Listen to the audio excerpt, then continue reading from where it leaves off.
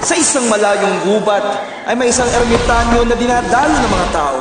Dahil sa galing niyang magbigay ng mga payo, madalas matalinhaga at malalim ang mga sagot niya. Siya ay si... Tatalino, gusto ko pong malaman kung nakakadagdag ng apil yung paghaba ng bigote o balbas. Pero di ko alam kung magiging type ng girlfriend ko eh. Alam mo iyo, ang pag-ibig hindi nadadaan sa bigote. Pero may ibang babae, gusto yung mukhang salbahe. Ganito na lang. Ipakilala mo sa akin ang iyong kasintahan at hayaan mong kami nang magkaalaman. Salamat po, Tatalino. Sige, basta pagtiwala ka sa akin. Tatalino? Yeah. Tama po bang lagi ako nagpapasexy sa boyfriend ko para po hindi niya ako lokohin? Yeah. Hindi naman importante ang anyong pisikal. Ang importante, tunay kang nagmamahal.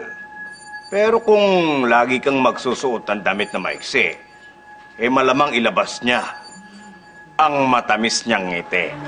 Ay, salamat po, Tatalino. Kaya pala lagi na kang... Uy, ha.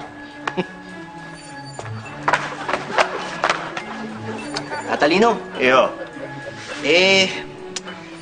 Kalayo kasi kami ng shota ako ngayon. Dahil sa ibang bansa siya nagtatrabaho. Ngayon, okay po ba yung setup na yun? Ano po bang may papayo ninyo? Alam mo, Ben Tumbling, yung relasyong malayuan, magulo kadalasan. Pero pwede na ang webcam kapag nag-uumapaw ang pagmamahalan. You're the man, Tatalino. Freaking amazing. Sige. I love it. Bye, Tatalino. Naku. Oh my God! Tatalino ba? Tatalino? Yeah. Payuhan niyo naman po ako.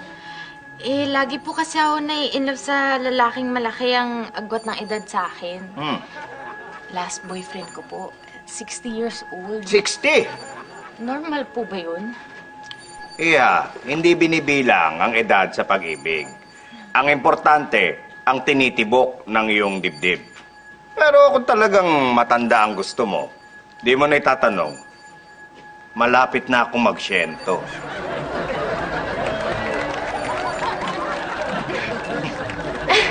Baka sakali lang, ha? Baka gusto mo lang malaman ang edad ko, ha?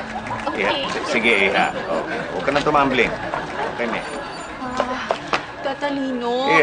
Tindero po kasi ng itak ang boyfriend ko. Oo. Natatakot po ako na baka pa nag-away kami, isaksakin niya ako. Ano po may papayo niyo? Diyan sa mga away, hindi ka na dapat kumalas. Dahil yung pagkakagalitan, hindi ka makakaiwas. Pero ang relasyon, kagaya ng itak. Pag iyong hinasa, tutulis, tatalas, titigas. Ganun pala yun. Diyos ko, ang galing niya talaga, Tatalino. Walang anuman. Gusto mo bang makita ang aking itak? Pwede. Pwede.